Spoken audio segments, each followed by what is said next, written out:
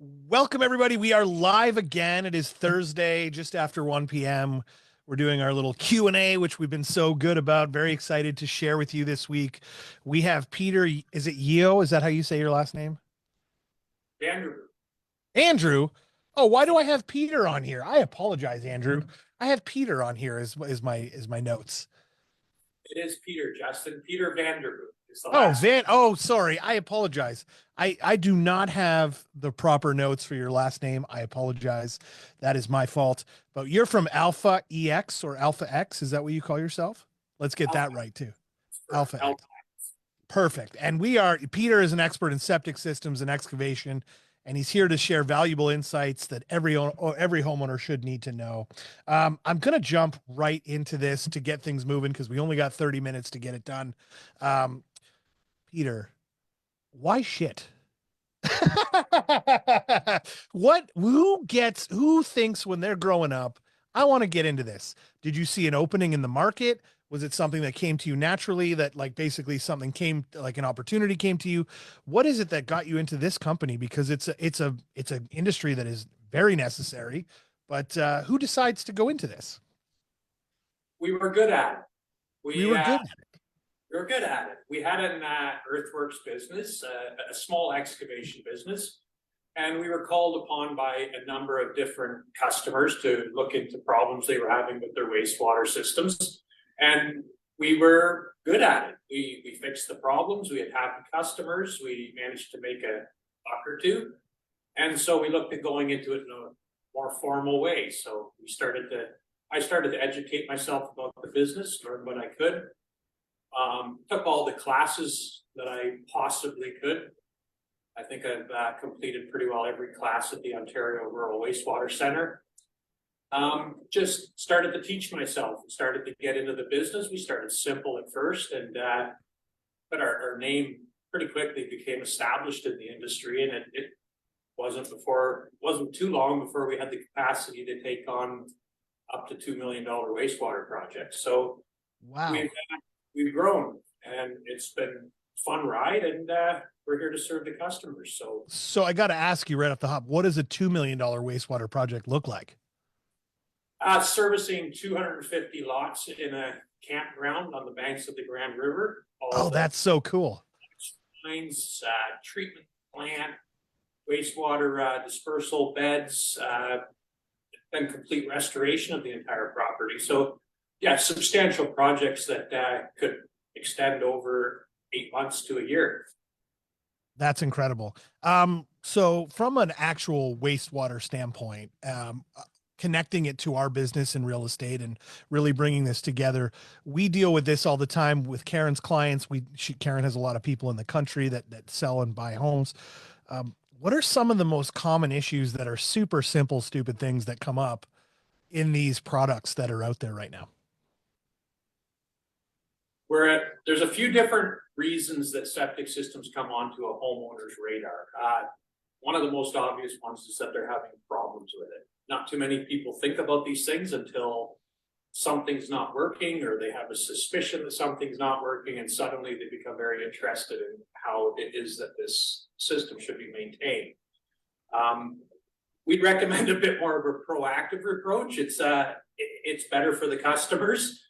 So if you can, every 3 to 5 years, you should be making efforts to have your septic tank pumped. Any of the advanced treatment systems out there, the customers should be on a maintenance schedule where once a year someone comes out and tests the system.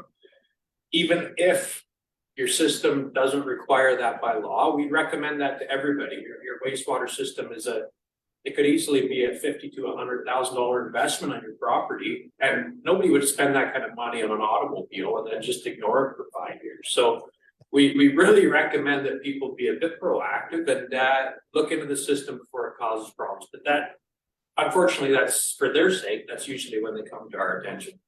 What are some of the things that show up so I guess the question I'm trying to get at is, homeowner has no maintenance plan, no nothing. They're living in the house. What are some of the things themselves that they should be looking for if there is issues? Well, they usually notice that there's issues when their toilets don't flush. That's an obvious one. The Yep. other things they might notice is they might notice wastewater bubbling up out of the lawns. Like these things are pretty obvious. By the time that most people see that, Mm. they realize that they have a problem. That's kind of like realizing you have a problem when the wheel falls off your car on the side of the highway. We're past the cutoff. A So little like too late. Not only is he good at his job, he's a comedian. Yeah, very good. Yeah. But basically what you're saying is the idea of like preventative maintenance, among other things, is probably really a better way of just making sure that things go smoothly for you. much better idea from the customer's perspective. From our perspective in replacing the systems, if you ignore it, that's good for our business because we get a lot of ignored systems that need replacement. So for the customer's benefit, do your maintenance. If you realize that you're having problems, get on the phone and call a professional, frankly, as quickly as you possibly can, because ignoring it for another 5 years is going to create an even bigger problem down the road. So let's just get on it. Let's deal with it, and let's you get it. You put that unfortunate thing behind you, and we'll move forward. And now you can get on with your life. And a lot of times, if we're called early enough in the process, we can repair the system. We can fix a few things. A lot of times, we'll restore an existing leaching bed by re-leveling the header and flushing out some lines, and we can buy the customer lots of times another 10, 15 years out of the system. And but we've got to be called early enough on in the process. So if you think it's too late, it's not going to get better, give us a call and let's get your system healthy. So I normally, by the time people notice problems in their yard, that they've got an issue with their septic system, you probably should have called us at least a couple of years earlier. This is the hard thing to actually talk about, because from our point of view as realtors, we, as buyer agents, for example, we tend to put in clauses to inspect the septic and so on and so forth. And we ended up like lots of times we end up with lots of problems that people don't realize or anticipate because of this. It sounds like they're just not maintaining it correctly, and these problems are going unchecked and getting worse and worse over time. And now we show up and we put an offer in on the property. The guys like you go in and take a look at it, do a once over. I'm assuming, just out of curiosity, you guys do inspections, right? No, yeah. That's a funny question, because because we do complete septic inspections, but we expressly don't do them for the real estate industry. And unfortunately, I hate to say that, and you're welcome to call us, and we will we'll pass you to a trusted professional who can do the inspection for you. But what you just explained, Justin, is absolutely correct. We come into the situation and we expose a deficiency. And as an installer and a repairer, I also come with my other hand with the solution. And people look at me very suspiciously because I've just told them you need $15,000 worth of work on the septic system. The seller says, I don't believe it, I never had a problem. And the buyer doesn't know what on earth is going on. So we prefer that people would use a third-party inspection service that doesn't offer the repair services.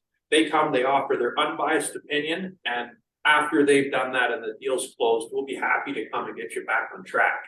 But it's much better if somebody diagnoses the issue, especially when there's a real estate deal hinging on it that isn't in the repair business, because it's just an inherent conflict of interest. Listen, this is the bane of my existence. Okay, this conversation, because I don't know how many times, and I'm not going to name names because I don't want to expose people, but there is one particular company that's out there doing this. They'll come in and they'll say, we've had clients ask, should we pump the tank before the inspection? And this company will go to them and say, no, don't bother. They don't need it pumped. And then when the buyer comes in to do the inspection, they'll be like, hey, we got to pump this tank as part of the inspection. Yeah. And then they go in, and because they have a vested interest in the issues in the system, in my opinion, they tell people, hey, here's the problems. Oh, and here's what we can do for you on the back end when you actually close on the house, or make the homeowner do it and they'll come to us and we'll do it. It's just such a conflict. And then furthermore, one last thing I'm going to complain about, because this is your client that you know very well, Karen. And again, I'm not going to name names, and I'll tell you after. We went and did up in Carlisle, we went and did an inspection on the septic, and our third party company, shout out to ESSE Environmental. I don't know if you use those guys, but they're great. They're really good for inspections. Came in and did the inspection and said, hey, this septic hasn't been pumped. It doesn't need to be pumped for our inspection, but we're just letting you know it should be pumped before closing. Cause why would you want to deal with other people's crap? The homeowner came out and was like, no, I had it pumped like 3 weeks ago. So they come in and they hover over. Do they go by weight when they dump the pumping? I don't know. They don't actually pump it and they pretend to pump it. Honestly, there's a lot of crap going on in this industry, and I appreciate your honesty. I appreciate your honesty with it and saying that you won't do the inspections, because to me, that puts a level of integrity in your hands that is beyond anything I've seen so far. That's my rant over. I apologize. So, Peter, I'm curious because I sold a house to a lady, maybe 35, 40 years ago. And she calls me and she says, I'm listing and selling it. And this was a couple of years ago. And I said, okay, great. And we went, and she is the only one on the street left with a septic bed, right? Septic tank. And so I said, so how many times have you pumped it in the years that you've been here? And she said, none. Honestly, I died laughing. I did. Yes. And then, so how is it possible that she did that? And then there was an inspection on the septic and it was fine, but they were going to take it out anyway because they were going to do a new build on the lot. But it's funny, isn't it? That is, those anecdotal stories they're amusing. I don't know. Maybe her husband was pumping it and she wasn't aware of it. I don't know I really don't know what to suggest in a situation like that. What I can tell you is the science behind it. And the science behind it is that the wastewater flows into your septic tank and wastewater flows out of your septic tank. What's supposed to stay in your septic tank is the solids. That's supposed to stay in there. You don't want them in the tile bed. So as the wastewater comes in, the solids slowly but surely accumulate. When they get to the point that they're at the same height as the outlet, your wastewater is going right through the tank and right into your tile bed. And tile bed's not intended to take solids. Like, we've dug up tile beds and found toilet paper and corn. So that stuff is supposed to be in your septic tank, not in your tile bed. Yeah, exactly. So every time you pump your septic tank, you take the liquid off the top, but also all the solids out of the bottom. That's what's supposed to happen, giving you fresh space to accumulate more solids. In a situation where there's only one person living in the house and they're flushing very little solids down the drain, it could be that over 20 years, she only accumulated as much solids as an average family would in 4. Yeah. That's possible. And that's what I thought. That's what I thought, Peter. I thought, that's exactly what would happen during that. But so what a risky strategy. Whether from a homeowner's perspective, though, what a risky strategy. she never knew. Apparently she never knew. Maybe I was green when I sold her the house, but she never knew she had to have it pumped. She looked at me, she says, I didn't know that I had to have it pumped. So now I have a list of things. When I sell a country property, I have a list of things that they are supposed to do. And I asked the homeowner to give us a list of contractors and people that they use for emptying the septic tank or, the well, et cetera, et cetera. So it's very, very important to do that with a new buyer who knows nothing about country, right? But 100% buyers buying for the first time in the countryside, they should educate themselves about their septic system. Yeah. There's some great government publications. I can't believe I just used those two words in the same sentence, great in government. But I just did magically. But there's some great government publications. There's a document called Septic Safe. We've got links to all of that stuff on our website. Actually, they might not be up just yet. But there's going to be links on our website to all of these documents. And as crazy as it sounds, they're worth, especially the Septic Safe. If you're new in the country, That document is totally worth reading, and it will just give you a few of the basics, what you should and shouldn't put down your drain, what you should and shouldn't do. And it's going to agree very much with the advice that I'm giving, which is every 3 to 5 years at the absolute upper end, you should have somebody come and pump your tank. And don't pour stuff down the drain that you wouldn't want in your backyard. So toxic drain cleaners or paint or gasoline, anything that you really wouldn't want to put into the natural environment, you shouldn't be putting into your septic tank, because ultimately it's going into the natural environment. And if you live in the country, you're pulling your water out of that same environment, your drinking water. So let's be safe, let's be environmental, let's put the wastewater into the ground in a safe and environmentally sustainable way. And in doing so, you also protect your own drinking water source. So it's a win-win for the homeowner. And it really is something that if homeowners are moving into the country for the first time, they should try to educate themselves about it at least a little bit, which if they're watching, they're clearly interested. So we'll put some links below as well to your website and so on and so forth, just to make sure that everybody has that information. Sounds like a great document. On that note, one of the questions we get all the time is, do we have to change toilet paper when we switch over to a septic or when we move to a house with a septic? not normally. The vast majority of toilet papers are fine. If you're using something that's extremely luxurious, you might find that the solids accumulate in the tank and you might have to pump your tank a little bit more often, but I'm not going to tell you that you got to use a terrible toilet paper because you live in the country. Like, go ahead and use what you Phew. wet wipes and diaper wipes and decomposable materials like that. They absolutely do not put them in your septic tank. Right. You shouldn't be flushing them down the drain in the city, let alone in the country. If you flush them down the drain in the city, they're going to become the city's problem. If you flush them down the drain into your septic tank, they will become your problem. So don't do it. So I have a question about, so there are a lot of new builds going up on lots that were older homes with original septics, right? And, you know, these septics were put in 50, 60 years ago, whatever. So my question to you is that I buy a lot and I knock down the old house and there's an old septic there. And I say to the builder, oh, no, I want to use that old septic. Am I allowed to use that old septic? Almost certainly not. There are circumstances under which that could happen. So if you had a house with a recently constructed septic bed, where the septic bed was built with a proper building permit and it was built as per code, if that house burned down and the house was to be rebuilt, we would be allowed to use that septic bed, provided the capacity of the septic bed that was sufficient to service whatever the new house was being built.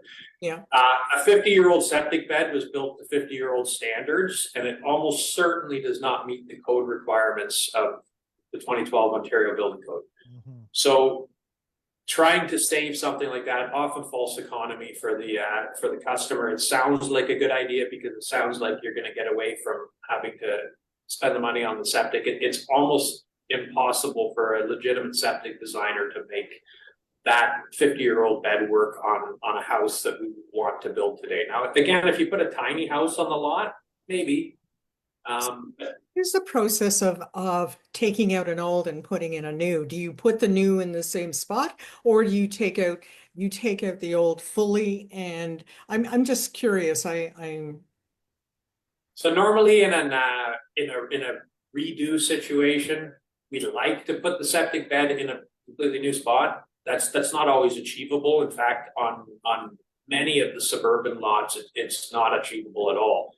By the time we account for the house and the well and the clearances required, there's often only one location on the lot where the septic will fit. That's not normally a problem. We come in with modern earth moving equipment and we would just excavate any of the soil that's been plugged or compromised or otherwise plugged up with old septic material. We'd replace that with fresh septic sand and we could start anew. okay. Good for another. I tell my customers, I like to think that the systems we put in today are going to last at least 30 to 40 years. On that note, sorry, go ahead. Finish that point first and then we'll with proper maintenance. So We can replace them in the same place if there's no other option. In an ideal world, they would go in a brand new place. Some jurisdictions in some drinking water protection zones are trying to ask for 2 alternative septic bed locations so that they could be switched back and forth between the two. That's not an Ontario building code requirement. I'm not sure where that requirement arises in any government legislation, but some conservation authorities are asking for an alternative bed. So I guess in answer to your question, Karen, not ideally would it go back in the same spot, but it is certainly doable. And if it has to go back in the same spot, by no means should the customer think that it's a compromised bed. Okay. And on that note, the difference, so we see a lot because we're reselling old houses. We see a lot of the concrete tanks that there's 2 tanks. I've even seen like one that was the bed itself was only a couple of inches under the ground because it was like from the 30s. Like I've seen some really crazy stuff, which I'm sure you've seen. And so what are we talking about? The average one we see is like 2 concrete tanks leading out to a bed, you know, the 2 tank bed. What does the new system look like in comparison to that? What are the updates or the more modern things that we're looking at today? So traditional septic bed, you've got your septic tank and then your tile bed. The effluent would flow through the system, ideally in an ideal world by gravity. A lot of the older systems are gravity. There may be a pump at some point after the septic tank to lift the effluent into the tile bed. But there's no real treatment technology. There's the settling in the septic tank, and then all the treatment occurs in the soil in the tile bed. The newer systems would incorporate a septic tank at the beginning, then they would incorporate a treatment unit of some type, and then ultimately a pump chamber which sends it to a tile bed. Now, because that treatment unit provides a really clean effluent, we can put a lot more water on the same square meter of soil in the tile bed. And that allows us to shrink the tile beds. We can make them much smaller. So a lot of times on let's say a half-acre lot, there may have been a 3-bedroom, 1,600 or 1,800 raised ranch house. That house wants to be knocked down. I don't think the house asked, but the owners did. The house is going to be taken down and rebuilt with, let's say, a 4-bedroom, 2,500 square foot house. Well, according to the building code, that new house is going to produce a lot more wastewater than the previous house. And we somehow have to try and squeeze that additional wastewater onto the same area that the old tile bed accommodated. So we do that with those advanced treatment units and with the technology that they provide. So by cleaning the effluent, we can apply a lot more to a smaller area, and that allows the owner to either upgrade or even potentially rebuild on a smaller lot. So the technology has opened up a lot of those opportunities for development on smaller lots where previously that wouldn't have been a possibility. This treatment is something like a peat moss type of system, or like what are we talking here? There's many different types of those advanced treatment technologies. What you mentioned in the peat moss system is a filter technology. In that space, there's really the peat moss system, and then there's water loop biofilter, which would be our recommended technology in that sector. There's another sector which is aerobic treatment units, which involve a secondary tank which oxygen is pumped into, and the biological action in there creates a clean effluent. Those technologies would include technologies like BioNest and Norweco Hydrokinetic. And then there's a third class of advanced treatment technology that are they're known as geotextile sand filters. And what they do is they incorporate the traditional septic tank and potentially pump chamber. And then they incorporate all the treatment technology actually inside the tile bed itself, completely underground and in a very passive way. All of these systems have advantages and disadvantages in various soil conditions, and they all produce slightly different footprints. So if you bring in a proper septic designer, they'd be able to tell you what it is that will fit on your lot, and potentially even the relative costs of installing each system. So You may be able to fit a geotextile sand filter on your bed, on your property, but you might choose to go to, for example, a shallow grade trench leaching bed in order to preserve some space for a swimming pool or for some landscaping or some other use of your space. So Yeah, that's, and I think that that's the key is a lot of people want swimming pools on this half-acre lot, and so they wonder how they can fit that septic bed in, right? And so I understood that they became a lot more minute and easier to handle. So that's good. That's excellent. Now, the cost wise, is it very expensive to put in a septic, or can you go from 20,000 or 30,000 right up to 100,000? yeah, there's a huge variation, and the variation depends on two main factors. The first being obviously the size of the house and the wastewater it's going to produce. Just by the chart in the building code, a bigger house produces more wastewater than a smaller house. And a lot of times people want to argue that, well, it's just me and my wife in the house. The building code doesn't care about that. The building code just says that's the house, that's the wastewater it's going to produce. Yeah. This is where you gotta Interesting, eh? Yeah. Yeah. that's what you gotta use. So I'm sorry, I lost my train of thought there. The phone rang. Okay, we heard it. It's fine. We get it.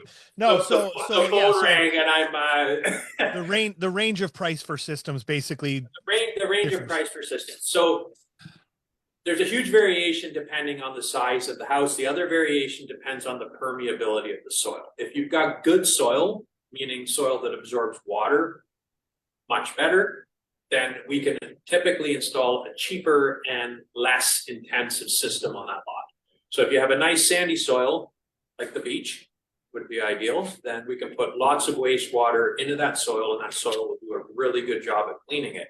If you got hard soil like clay, we have to spread the wastewater out over a bigger area. It's more expensive, and the pricing goes up. Now that said, there's definitely a range.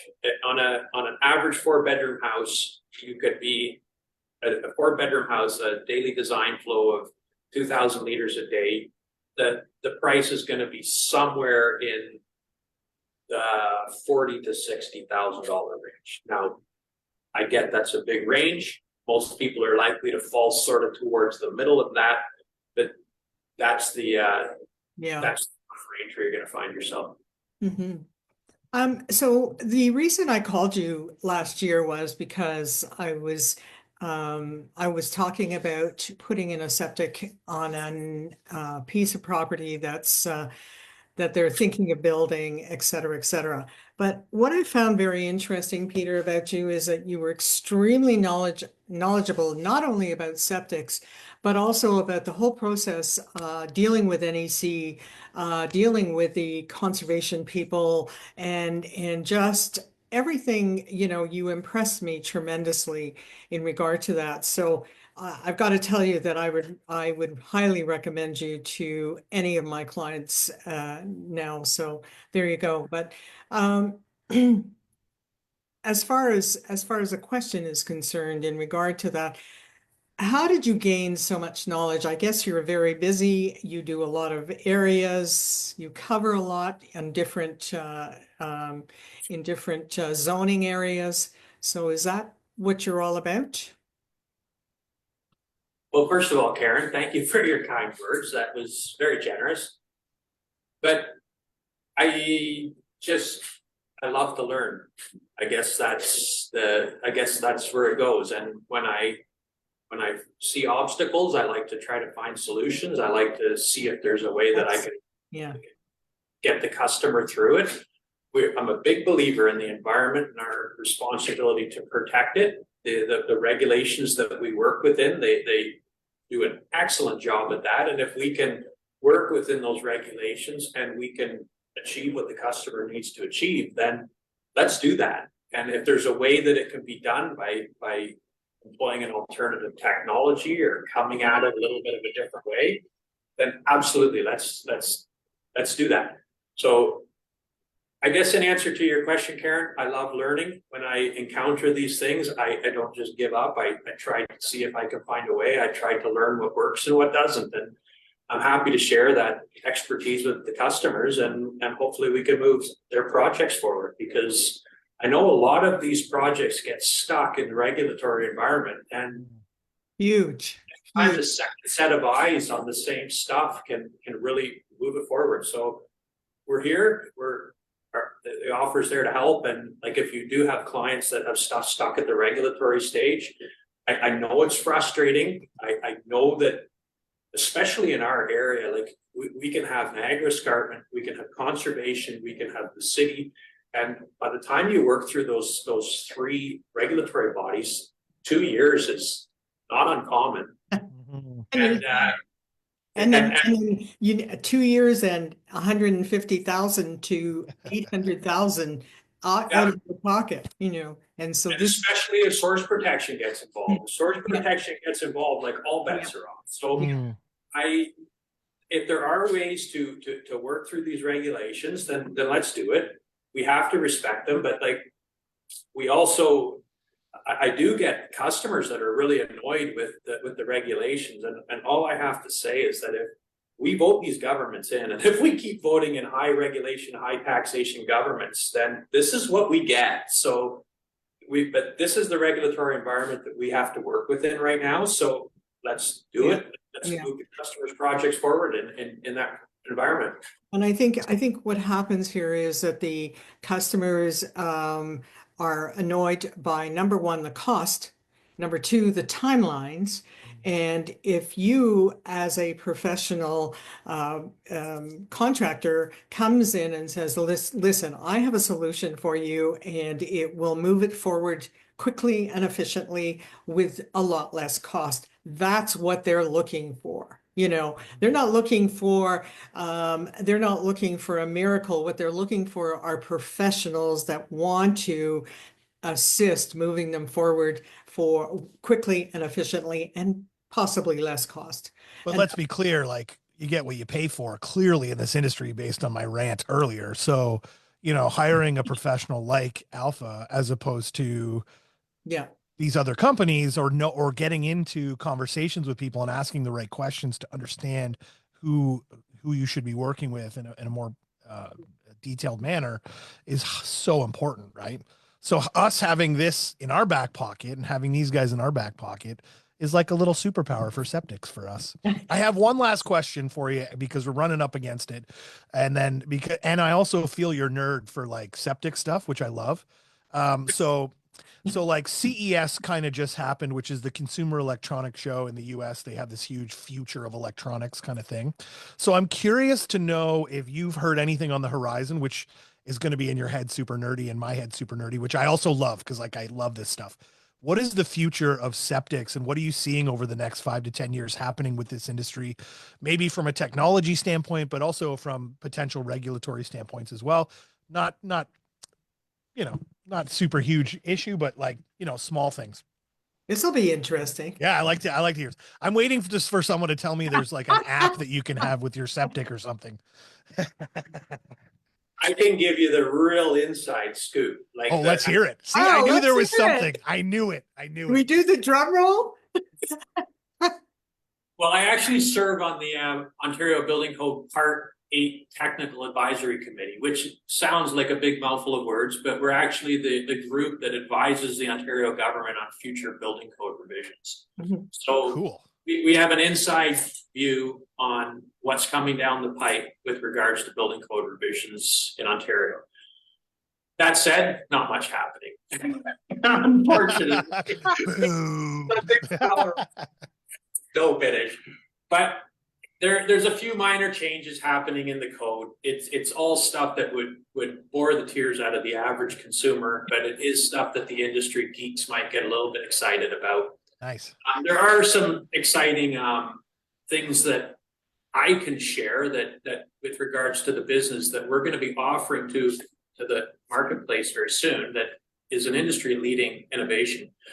And we hope to be having a septic calculator on our website that will allow any customer to type their address into the our template, and a few basic pieces of information like the size of your house, your bedrooms and your bathrooms, and the composition of your soil, if you like.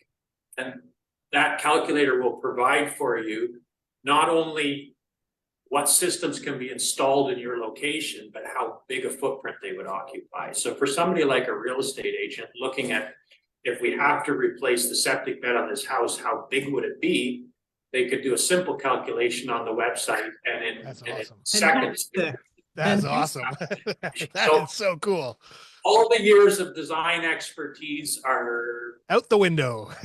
they've been programmed into a magical computer program that is helping us produce this information. So we're going to be bringing that on our website live within the next 2 to 3 months.